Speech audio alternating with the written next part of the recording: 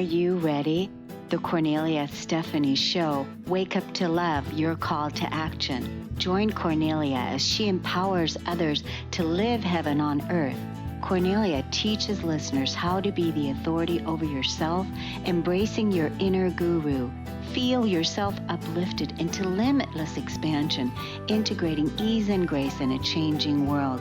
This show will cover topics such as unconditional love, your physical body, how to be in extraordinary relationships, create financial and emotional wealth, embracing entrepreneurship in the new earth.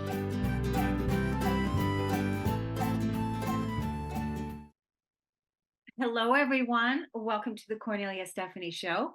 It's Friday today, and we've got our stories of hope. And we're here to inspire you right now with our first guest, Regina Rossi. She has a long history of personal development, helping people, social work back in New York City, where she lived for a long period for several decades, and she's now currently in Florida. She's in empowerment, vitality, and leadership, and community development coach. That's what she's doing now. And live webcast co-host for a weekly show on the Roku TV channel, Laws of Life with Blanca, with over 50K subscribers, called Rise and Thrive Together, which is out to educate, empower, and equip people and communities in being free in their circumstances through conversations, resources, and community building. Welcome to the show today, Regina Rossi. Thank you so much, Kornelia. I am just blessed and honored to have the privilege to be here this Friday afternoon with you. Yes, it's so great to have you. So how did you get started to do the work that you're doing now? Something led up to take you to this place. Yeah, it's such a great question. Sometimes you're born into it. I really feel like that truly is something that I've been born into. I'm one of 3 children who were all adopted by different families. So we're not technically blood related. My parents went through very difficult time of having children, and then we're blessed to have all 3 of us. And that is a journey in itself, being able. I'm 55 years old, and back in the 60s, that was a conversation that was not very supported, and it was quite hidden back then. So I'm blessed to have my parents be very open about it. And through the journey of growing up, my brother went through a difficult time around that. And so there's always that kind of how did we get through those difficult times? And it was really through family members and very much involved in her church. My parents were involved in our church that we grew up in, that really supported them, that helped us go through whatever that we go through in our mind as children, and that we all grow up with some conversation that starts way before we're even able to talk. And so that really was the beginning of that journey. And I just remember as a child, my brother being bullied on the bus. And he's a few years older than me. I had to be maybe my daughter's age now, 7. And my parents would always say to us, "You are chosen." And it was something that really stuck in my heart, like a very warm, hug, very loved by them, and said, "You're special, you're chosen."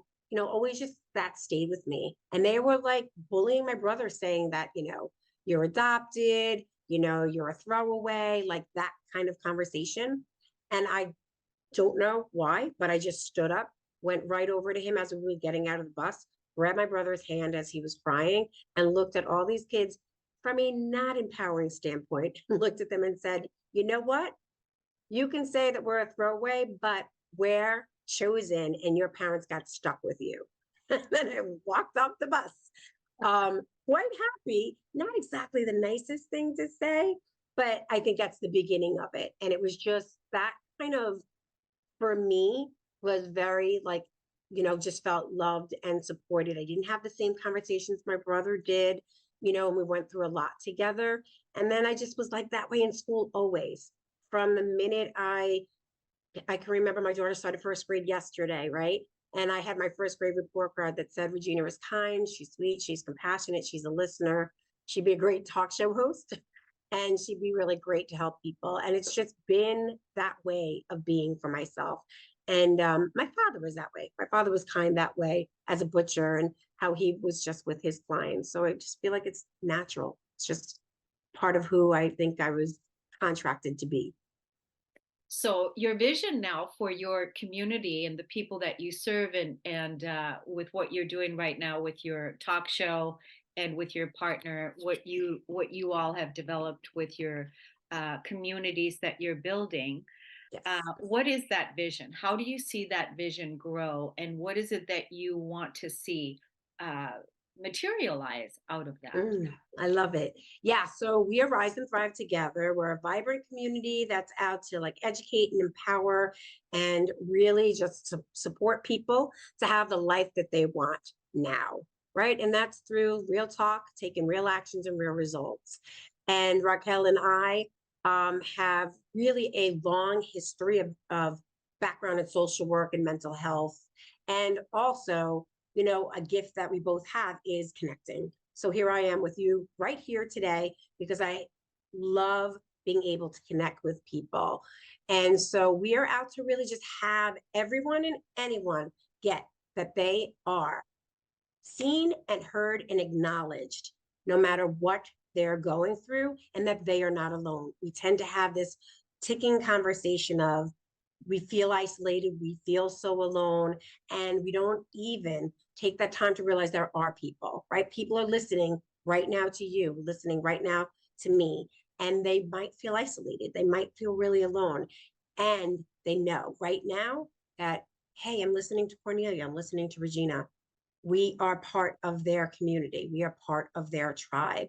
And so we want to disrupt that limiting belief. We want to disrupt that conversation that you're alone, that you have, or you have to do it all by yourself. Then there's that flip side, right? That, oh, I don't need anybody else. I can do it. Or, whatever that conversation is that, every time I have somebody get involved with me, it's so much harder. So it's either I'm alone or I've got to do it all alone, that there is community and there are people out there to really listen and to support you. And that's what our goal is, for that each and every human being know that they are not alone, no matter what they're dealing with. And we're going It to bring people reminds like you. Yeah, it reminds me a little bit of, what your parents said to you, that you're chosen. You're offering that same type of it's that energy that you're not alone. You're chosen. You can rise above it. You're not Yes. alone. You don't have to deal with it by yourself. So you're offering that to the people, the community that you're building. And so how do people, join your community? How do people find your community? How do people become involved in your community? Oh, that's great.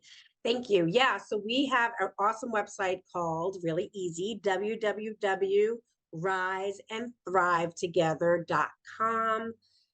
On that website, we have how you can connect with us, and we have a private Facebook community. That's where we do more like personal time with people. We have an upcoming webinar that's able to support you in breaking and disrupting those same old limiting beliefs in your own mind, in the relationships you have, and in the communities that you're in. We come on, and just share. We have other people come on and share as well about hope and, positivity, like you are doing here. We have all of our social medias at, Rise and Thrive Together. And that's on Facebook and Instagram and our YouTube channel. So you can just reach out to us, and our email is info at riseandthrivetogether.com. That's great. That's great. And so what type of topics do you guys cover? How do you come up with the topics? Give us a past few topics so that we can have something to. Sure. Raquel and I are kind of like really straight up. It's everyday life, right? So we talk so much. So our topics usually surround, because we've done a bunch of webinars and programs together. So we'll have topics on how to, know what a limiting belief is. How is that impacting you? How can you, rise above that limiting belief and shift and pivot that mindset that has you feel harmonized in your work and life balance. So that's one, way of a conversation that we're talking about. How do we build a community that really connects and aligns with your values, your belief systems, and is being able to be open to hear what you have to say so that you can be open to hear what others have to say. And together you can just get stronger and build. So those are some of the type of topics that we've talked about. And we have lots of people like you put me on today to be able to share their stories and share about what they're up to, because we are really about connection and resources. It is not just Raquel and I, you know that. It is really about having as many resources as possible in your life so that you don't, I don't know if you ever kind of grew up with a commercial of Angie's List. Mm. There's like that Angie's List. So there's Angie's List, and you can get any plumber or any Oh person you yeah, want. yeah. Yeah, like that. I pride myself on being the Angie's List of people's lives. Oh That's what yeah. I want to be, right? And I do. So I have a lot of connections and a lot of people. So, you're one conversation away. You never know who you're talking to. You're one conversation away from at least having you move forward and thriving forward. So it's not worth surviving, it's worth thriving. It is. I mean, surviving is all part of the old world. This is, Yes. we've done and been. So it's like now in co-creating our new earth, building our new earth, it's really all about thriving together, Yes. that we're all in this together, which again serves, your messaging with you are not alone. So one of the other thoughts that I had is like what is it that you feel people are struggling with today?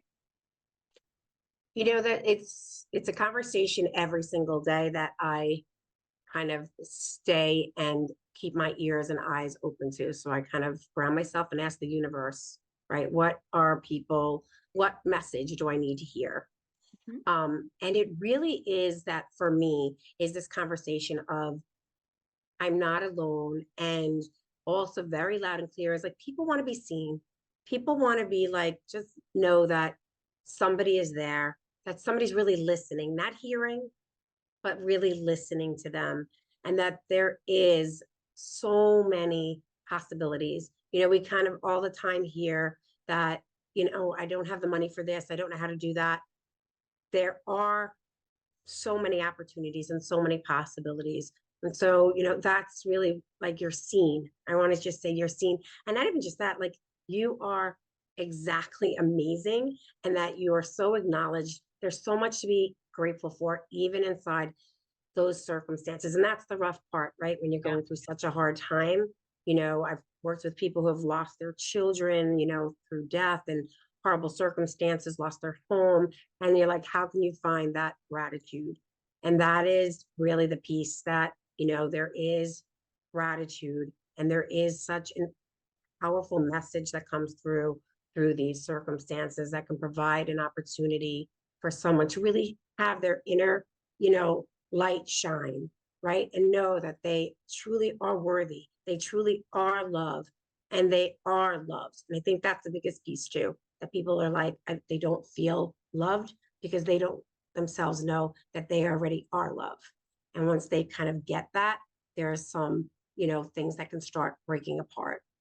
Yeah, that's really beautiful. It's wonderful to know that you are building a community like this, that you are, again, empowering people to know these things, that this is their birthright and they Yes. deserve to, have this type of community. Maybe they didn't grow up in a family like that. Maybe they lost family. Maybe they were, abused, like you said, trauma based, but now they can rebuild and build their community or their life with people that live by the principles of love and compassion and integrity and community and unity, right? Yes. Standing for something instead of dividing each other. Yeah. So I think that's wonderful. Let's tell the audience again how they can find your community. Sure. We are Rise and Thrive Together. So every social media platform, if it's on Instagram, it's Rise and Thrive Together. If it's on Facebook, it's Rise and Thrive Together. We do have a private community, which is Rise and Thrive Together community. And you can just answer some questions and we'll make sure that you get yourself in there.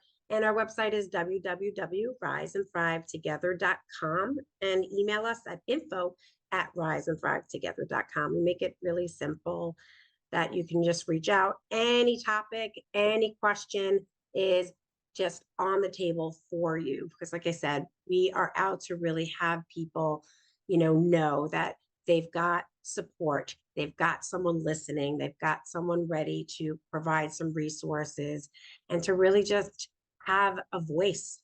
We've got to be the voice for some people. And I loved what you said, that new earth. It is Yeah. a whole new paradigm. And Yeah. it really, for me, I'm present to being disrupting that all these inherited kind of conversations we've had for so long, that we Yeah. got to do, and this has to be Yeah. this way, then you'll have this, and then you'll be happy. And that is so backwards, Yeah. so backwards. Yeah. Yeah. Well, I I just appreciate applaud you, what you're doing and how, grounded you are and what you're sharing. I support you and definitely am going to be checking out your community. it. Thank Thank you you. so much for coming on the show today. I wanted to talk to you further about, because I also know that you are doing Zumba love throughout your community as Yeah. well. I wanted to talk to you, but we are running out of time. I really enjoyed having you on the show today. I Thank wish you so you. many blessings and good luck with everything you're doing. Thank you, Cornelia. Thank you for providing these platforms as well and having all of us, because together we rise and thrive better. I love that. I love that. We're going to take a break on the Cornelia Stephanie show. We'll be right back.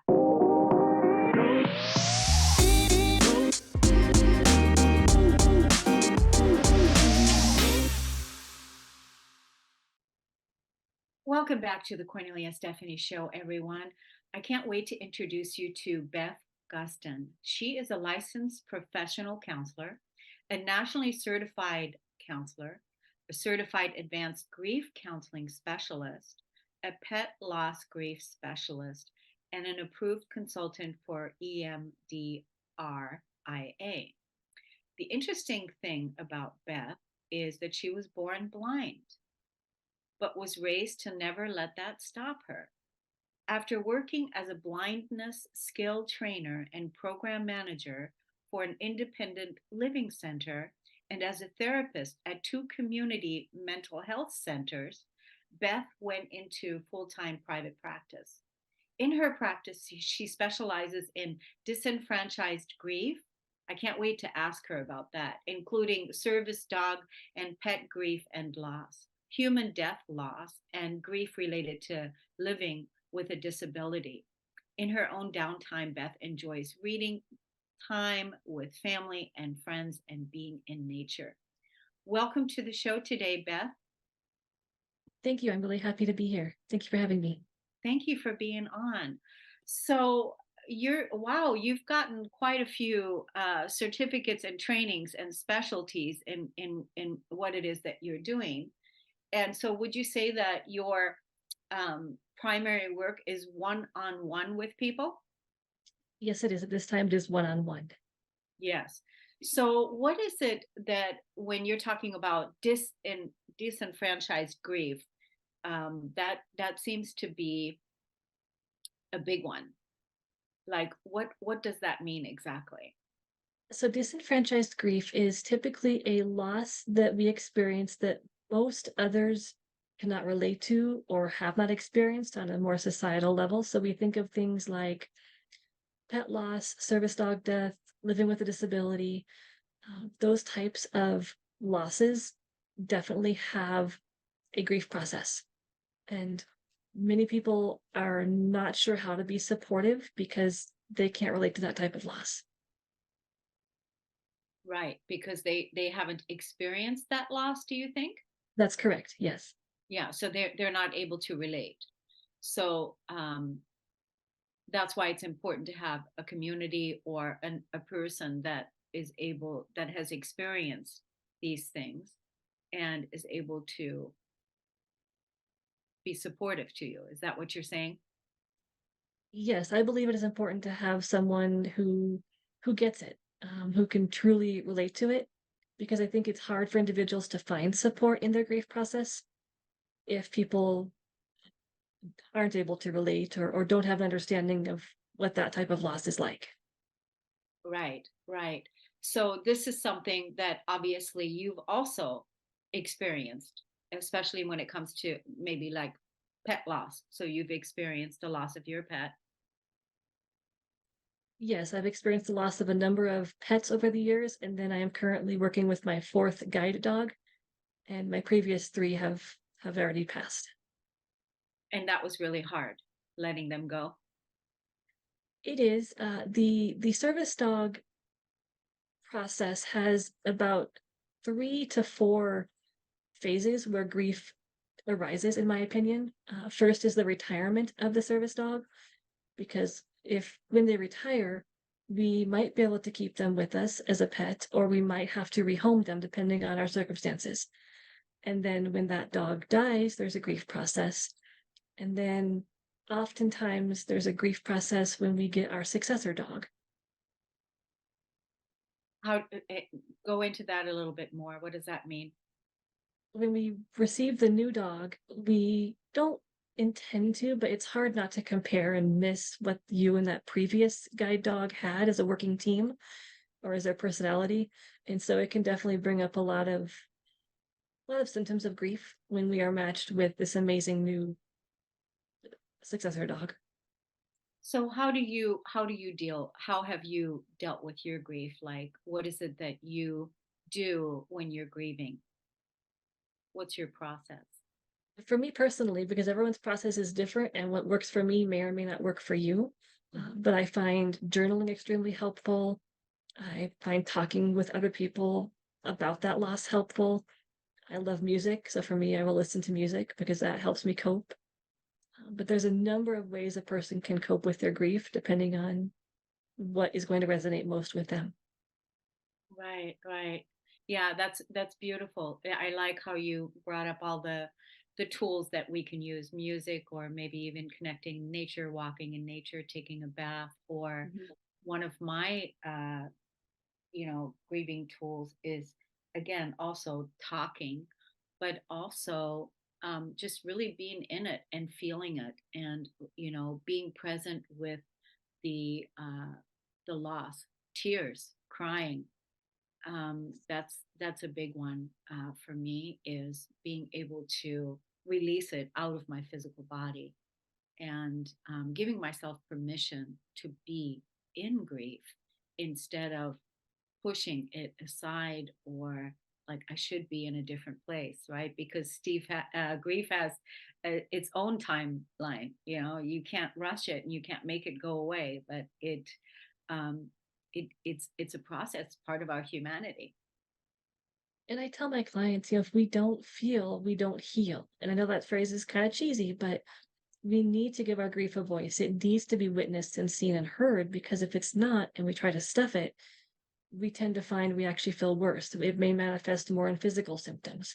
And so we need to give that grief an outlet. Yeah, and so you said your clients. So how do people find you right now? Like I know you're coming here on the show today. Do you do a lot of podcasting or do you have a community where people are already a part of? And how do people find you? So I don't have a podcaster community yet. I'm working on that piece. Right now, my website is the probably best place to find me, and I am on some of the social media platforms. But the website is just transitioningthroughchange.com, and that's social media wise as well. So that's where you can find me. Great, great. Before we came on the show today, you said that you wanted to inspire people not to give up on their dream. Tell me a little bit more about that. This is my third attempt at a private practice, and backing up just a little bit, after I got out of grad school, it took me a number of years to land a job. And I think a lot of that had to do with my visual impairment and just being able to prove to others in the field that yes, I can do this work. I did a lot of volunteer work to get my hours towards my licensure. And like I said before, it's my third attempt here in private practice, and it's going to be successful this time. It already is successful. But I could have easily given up along this road at any point and not pursued my dream. But I've always known that a full-time private practice was what I was meant to do and what I was going to do. And it's been a long time getting here, but I'm here. Yeah, that's so great. This is a really good message. I mean, you were born blind, and so I'm sure throughout your life you had had to go through the process of even grieving the loss of sight. Did you? I'm I curious. did, and I still do at times. Yeah. I kind of use the example when I turned 16, I could not get a driver's license or a car. And so I didn't have that version of freedom or independence that teenagers have. And I think we re-grieve a loss throughout our lives as certain things come up. That Right. I, I have no sight, so I don't see shape, I don't see color. I have an eye condition called retinopathy of prematurity. And so I've been totally blind my entire life. And it definitely has shaped who I've become. Yes. And do you have a lot of support around you, people that support you? I definitely would not be here without my support system. I credit my parents from the very beginning. They raised me to never let my blindness stop me. I think I gave them lots of gray hair over the years because I was out there doing everything else everybody else was doing. So I roller skated and skied and did all those things that everyone does. Oh, I was the only blind student, kindergarten through 12th grade. And so because of that, I learned to adapt to a sighted world, and I had a lot of support from teachers, teacher for the visually impaired, as well as what's called an orientation mobility specialist. So I could learn how to use the white cane and eventually get my guide dogs and things like that. So I definitely did not get here alone. I am grateful to all those who walked this path with me and helped me be where I am now. it sounds like you've had this rebellious, maybe, against, the energy of saying you can't do this, um, or you're not able to do this because you're impaired or whatever, and you had this strength and this resilience and this energy. This is the feeling I get from you, is like, yes, I can. Watch me now. Watch me Mhm. go. Yes, I Yeah. will. Is What do that you right? mean I'm not going to be in marching band? Yes, I am. You know, I think one thing and I don't regret this now because my life is definitely where it needs to be. But I was at one point going to look into being a play therapist Mm, and work with children. And I was dissuaded from that because it would be a lot harder for me to understandably see the children's drawings or look at mhm. their sand tray work without knocking over what they had created. And so I chose not to go down that road. And now it makes sense. But at the time, I kind of wish I would have pushed back a little more. But if I had, then I probably wouldn't be here now. Right, right. So where do you see yourself going now as you are living your dream and you're empowering and supporting others to live their dream, and you're able to identify with the people that you counsel, that you serve, with various different grief processes, because you've been there, you've experienced it. Where do you foresee yourself, the vision that you see your business growing? My very long-term plan, I would actually like to find a way to create a grief and loss wellness center at some point down the road where I'm working with other people in different types of modalities to help clients with grief and loss. So I'm envisioning things like massage, acupressure, just different types of Reiki, different types of healing modalities that other people might benefit from on their grief and loss journey. Right. So that's to have an actual center where people can go to and receive,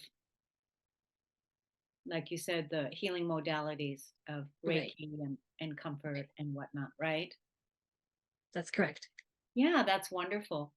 That's wonderful. I think it's amazing what you're doing, and that you are persevering the way that you are. You're being a wonderful role model and example for a lot of people out there that are possibly not stepping into the courage of living their dreams because of something, whatever that happened in the past, but that you're reminding everyone to not give up and to keep on going.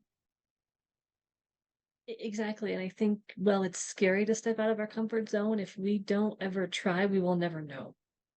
And I think it's important to stay authentic and be true to ourselves. And if you know there's something you want to accomplish, go for it. Because if you don't, I think you're going to regret it. Yes.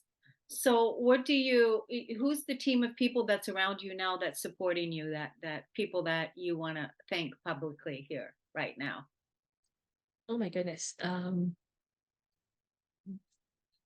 lot of family and friends have helped me get here, other colleagues. I've had some mentors in the field.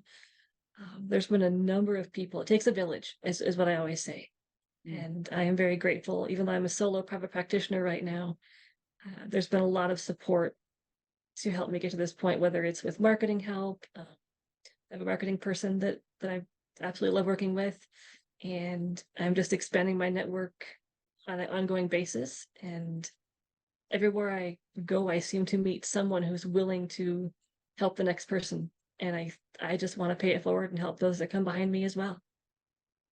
Yeah, that's wonderful. I definitely want to connect you with uh, one of our coaches, practitioners in the KS Media family, and she's an acupuncturist, but she's also a grief specialist.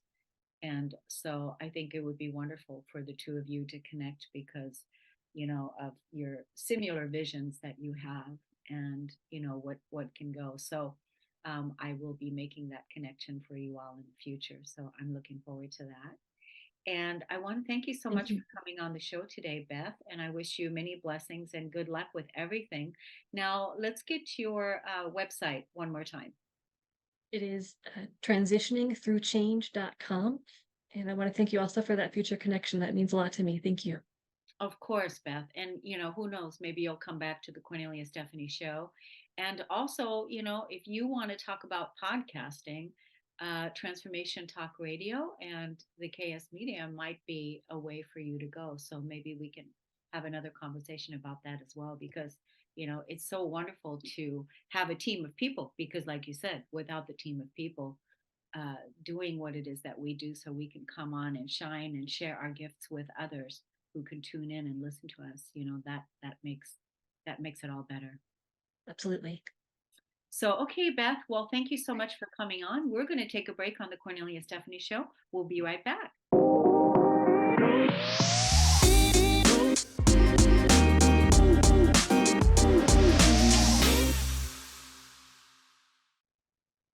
Welcome back, everyone. My next guest is Dr. Teri Rouse, more often called Dr. Teri by friends, family, students, and clients. She's a wife, she's a mother, she's certified as a behavior specialist, an early interventionist, an educator, a consultant, multiple best-selling author, creator of Snuggle Bunny Storytime, and a speaker. However, the most important thing she's a woman who cares passionately for the well-being of children and their families. And she's made it her mission to help families navigate through the chaos and create peace and tranquility in their homes so that they can live the life that they so desire. Welcome to the show, Dr. Teri. Thank you for having me. I'm so excited to be here with you today. So it's wonderful that before we came on the show, you and I were talking a little bit about what you're doing today and what's important to you and how you're helping people and how you got started. So let's tell the audience how you got started doing what it is that you're doing today. Sure. I got out of a challenging marriage and then remarried. I have a daughter, a biological daughter, and I married a man with a son. And my stepson had some pretty challenging behaviors. And as an educator, I could see those things, but I was careful to not get too involved until things really exploded. Um, I thought we knew where to look for help, and we did. We looked for help in all of the traditional places. We asked the school for help. We did family and individual therapy. We did, there was medications and all the things. And we never found what we needed. We could never find what we needed. And I mean, family and friends they had a lot to say. And this happens to a lot of parents, family and friends had a lot to say. Nobody had any solutions. And it got to the point where Matthew dropped out of high school 3 months before graduation. He separated from us, and extended family continued to enable those challenging behaviors. And long story short, we don't have a relationship anymore. But Mhm. before that even happened, I went back to school because I didn't want anybody to feel that there wasn't any help. And I know that there were other people who were looking for help too. We couldn't find it. And so I have made it my mission to let other people know, let other families know that they are not alone, that there is help out there. And if I can't help you, I will help you find help, Right. because it's too important. Yeah. So basically, I think this is an important piece, the way that you set this up. And that is that you had a need and that you could not, you identified your need, Right, that you reached out, but that what you needed wasn't available.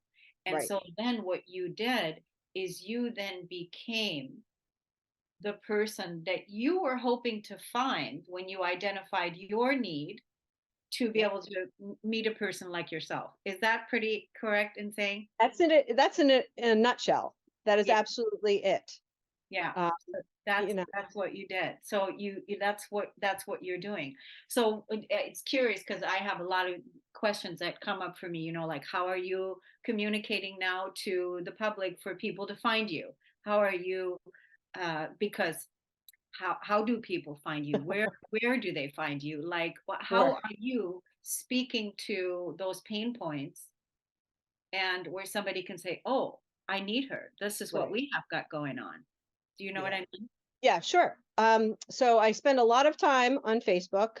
I do a lot of different things there, share a lot of information, and I'll talk about Snuggle Bunny maybe later on if we have the time. But I do a lot of um, reaching out to groups, corporations, and I like to be in front of a group of people, whether it's face to face or like this, where I can speak to someone and they can, in their own self, without anybody knowing, this is our situation. We need some help. And then they can reach out to me in a number of different ways.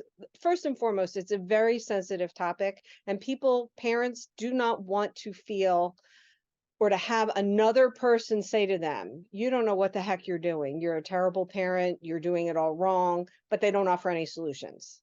Mhm. So this way it's pretty private then, in that Yeah, respect.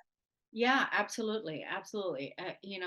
One of the things, the reason why I think this is so important is because I'm a self care, self advocate, self love, Right. specialist. I love that part. One of the reasons why I uh, love it so much is because I know that I can identify what my needs are, Mhm. and then I can go about meeting those needs, whatever those needs are. What do you need right now? What is it that you need right now? What is it that you need right now?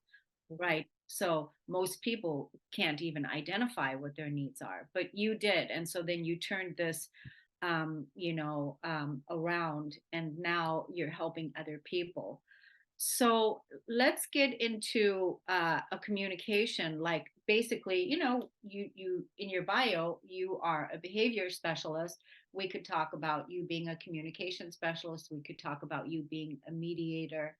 How do people communicate with someone in the family? Let's just say it's a teenager. Let's say they're 16, 15, 16 years old, and they're violent or they're bullies, or they are very angry, and who knows what their anger is about, because they may be angry about who knows what it is, but it could be because the there was a divorce or there was a loss, or who knows what it's about, and they're projecting it out and getting right.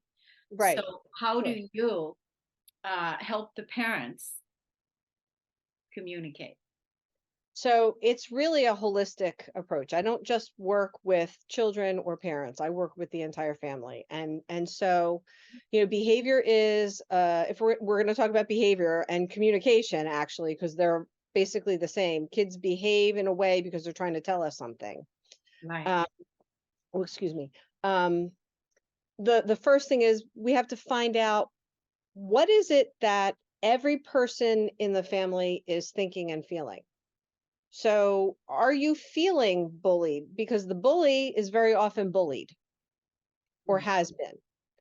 The angry person is very often had anger expressed to them.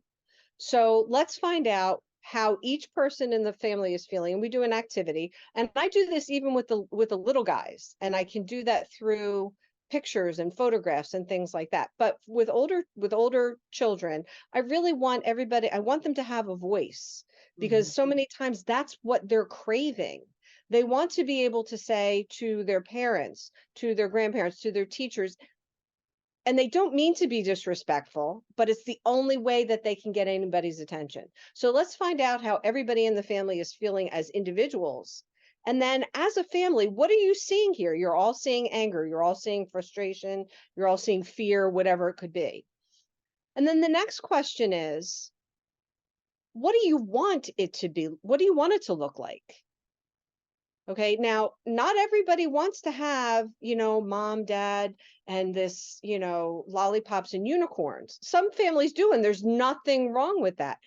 For some children, teens in particular, they want to have some autonomy. They want to be able to make decisions. They want to be able to, decide what it is that they're going to wear to school. And people laugh at me when I say that, but even teenagers, I was one of those teenagers where, often my dad, I would have on a pair of jeans that had, holes or something in them, even if it was for one of those crazy, costume days. And he would say, go back. You're not wearing that to school. That's not. So, the thing with all of that, with communication and giving decisions, is that we as parents then also have to be able to communicate the why we're saying something, and we don't always have to explain. But as children get older, they're going to ask you, well, why can't I do this? Because it seems like a good idea to them. So explaining the why, understanding what the consequences of allowing decisions, what those consequences are going to be, and consequences are not positive or negative. They can be good, they can be bad, they can be neutral. So the consequences are just the results of something. So those are all things that we have to be able to talk with our children and communicate with them about, and because our children want to understand and they want us to understand, and sometimes we're just not speaking the same language. Yeah, I think it's powerful to have somebody like you in the family where to get everybody on the same page and then also to find out what is everybody feeling individually and what is it that we really want and then Yeah, to negotiate and establish ways that we can accommodate that. But I right. think the main thing is to have the feelings acknowledged, Yeah, right? That absolutely. that's one We of the think we know what our kids are thinking and feeling, and sometimes we are so off base because we project the way we think we would feel, or the way we do feel. yeah. And that's not what they're thinking and feeling. Right, right. And especially when it comes to anger. I wrote a book Mhm. on anger, and one of the things that I know about anger is underneath the anger, I'm angry about something, but underneath that anger is always a truth that's waiting to be claimed, acknowledged. It's a truth. I'm angry because I don't know how to communicate this to you because you might get mad at you Right. might leave me, you might whatever, you might, whatever. And so there's always a truth underneath there that needs to be examined underneath that anger and that energy, Absolutely. that anger. I think it's wonderful what you're doing. I think that's fabulous that you identified what you needed and then became that need in the world. So let's tell the audience on how they can find you, how they can look you up, and check you out. Sure. So the easiest way to check me out is to go to drterirouse.com. And that's my website, and it's newly done. So I'm very excited about that. You can find me on Facebook. There's a number of places you can find me on Facebook. You can find me under Dr. Teri Rouse. You can find me under Snuggle Bunny Storytime. Instagram, same thing, Dr. Teri Rouse. There I am, and I receive messages and requests there too. But it's best to go to the website actually. Yeah. Because then you'll get your specific information, and then you can this is what I want to talk to Dr. Teri about. So and you can book a call right there on the website if you want. Oh, that's great. That's great. Yeah, Yeah, I like how that's set up. So I definitely want to check it out and send people your way. So absolutely. absolutely, because I mean now more than ever, with all the division and everything, the chaos and Yeah. the growing pains that we're all going through in the world, bringing people together, keeping families together, keeping communities together, talking about how Mhm. we feel is so important.